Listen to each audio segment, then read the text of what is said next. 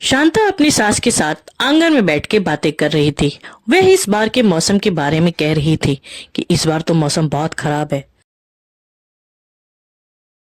उधर से शांता की सास आते हुए कहती है, हाँ बेटा, इस बार तो मौसम बहुत खराब हो गया है। समझ नहीं आ रहा कि कितनी बारिश होगी।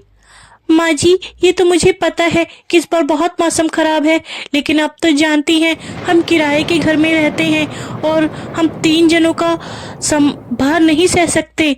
आपके बेटे बहुत कम कमाते हैं, तो मुझे लगता है कि आपको अपनी बेटी के पास चले जाना चाहिए। शांता की सास ये सब सुनकर बहुत ही चकित हो जाती है कि इसकी बहू कैसी बातें कर रही है, लेकिन उसकी बहू लगातार बोले जा रही थी। शाम में शांता का पति आता है। शांता अपने पति के सामने भी कहती है, अरे सुनते हो, इस बार बारिश बहुत होने वाली है और हमारे पास सिर्फ एक कमरा है। हम तुम्हारी माँ जी को नहीं रख सकते। अपनी माँ जी को अपनी बहन के पास छोड़ के आओ। अरे तुम कैसी बातें कर रही हो, इतनी भारी बारिश में मेरी माँ कहाँ जाएगी।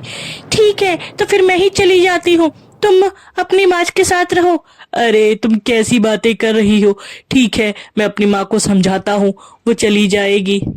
अरे तुम दोनों मत लड़ो, तुम दोनों मेरी वजह से मत लड़ो। मैं चली जाऊंगी, अपना ठिकाना देख लूंगी। माँ, अब तुम इस बात पे रो मत। और देखो, तुम तो जानती हो हमारे पास एक ही घर है, इसमें हम कैसे रह पाएंगे। उधर शांता लगातार बोले जा रही थी कि अपनी माँ को घर से बाहर निकालो। आखिरकार उसका पति मान जाता है और कहता है, ठीक है, मैं कल ही जाता हूँ और अपनी माँ को अपनी बहन के पास छोड़ आऊंगा। लेकिन शांता को तो बिल्कुल सब्र ही नहीं था। उसने भरी बारिश में अपनी माँ को और अपनी सास को घर से बाहर निकाल दिया। बेचारा शांता का पति भी कुछ नहीं बोल पाया। शांता शांता की सास गिड़गिड़ा रही, बहू, मुझे इतनी रात को घर से बाहर मत निकालो। बाहर कितनी भयानक बारिश हो रही है, मैं कहाँ जाऊंगी। इतनी तेज बिजली कड़क रही है, मेरा तो कोई ठौर ठिकाना भी नहीं है। मुझे कल तक का समय दे दो। लेकिन शांता तो जैसे ही अपनी सास की एक बात सुनने को राजी नहीं थी। वह उसे तो कब से बाहर निकालने की सोच रही थी। शांता का पति भी बोल रहा था, माँ, तुम देख लो, तुम्हारा कोई ठिकाना मिल जाएगा।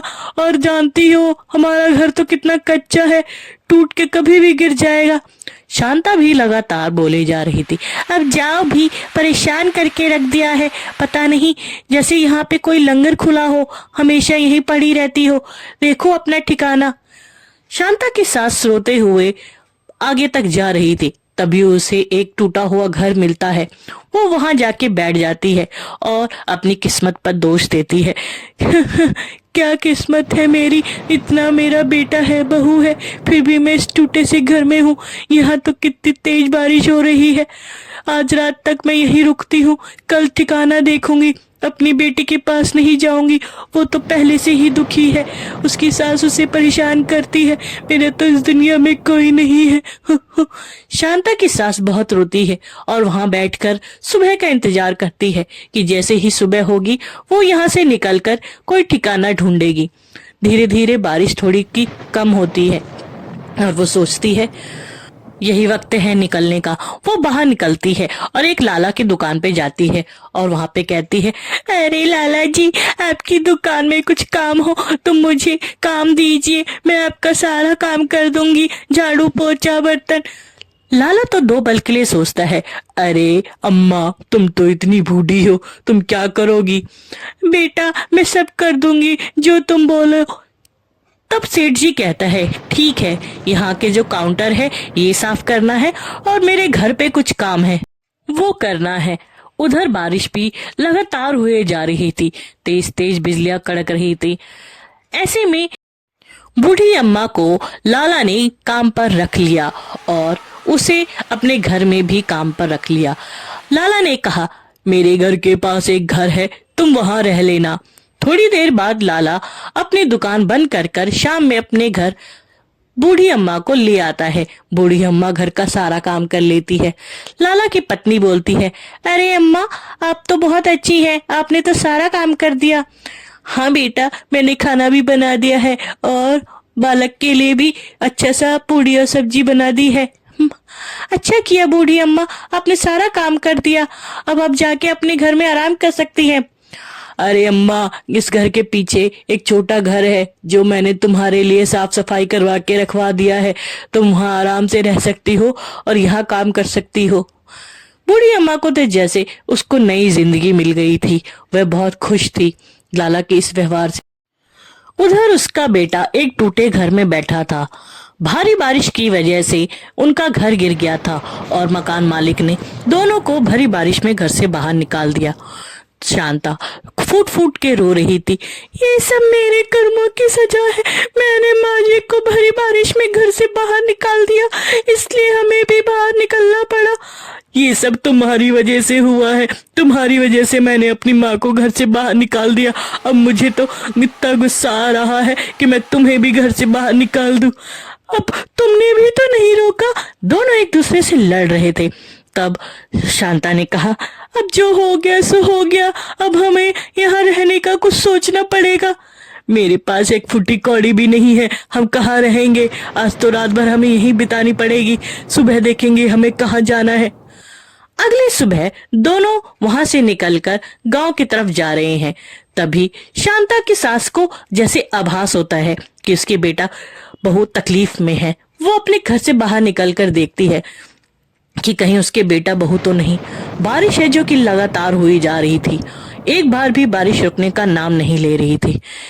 उधर शांता और उसका पति रात के अंधेरे में भरी बारिश में पूरे गांव में घूम रहे थे। वह घर की तलाश में थे। उनको कहीं भी रहने की जगह नहीं मिल रही थी। शांता तो रो रो कर वहीं पे बैठ गई और कहने लगी, ये सारी गलती मेरी है। अब ये सब मेरी कर्मों की सजा है। हे ईश्वर, मुझे माफ कर दीजिए। उधर शांता का पति भी अब बहुत ही उदास हो चुका था। उसने शांता से कहा, अरे तुम चिंता मत करो, हमें जरूर कोई ना कोई ठिकाना मिल जाएगा।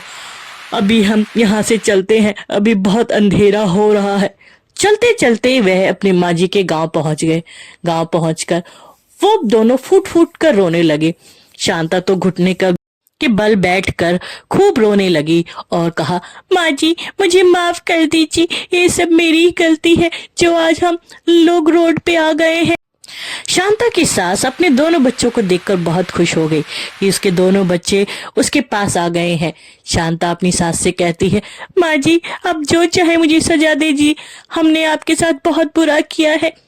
शांता का पति भी बोलता है, माँ मैं तो बहकावे में आ गया, सारी मेरी गलती है। अगर मैं शांता को पहले ही रोक लेता तो हम आपको घर से बाहर नहीं निकालते।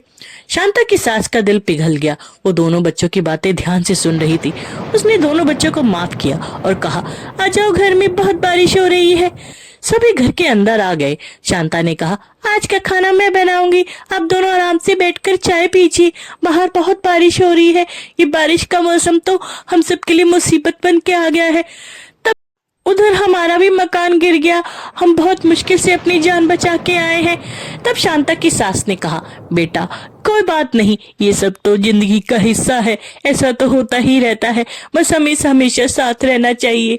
ये सब सुनकर शांता को बहुत अच्छा लगा कि इतना कुछ होने के बावजूद भी उसकी सास ने उसे माफ कर दिया। शांता ने अपने पति और अपनी सास से माफी मांगा। उसके पति ने भी कहा कि अब हम कभी भी अलग नहीं रहेंगे। चाहे कितनी भी मुसीबत आएगी, हम साथ रहेंगे।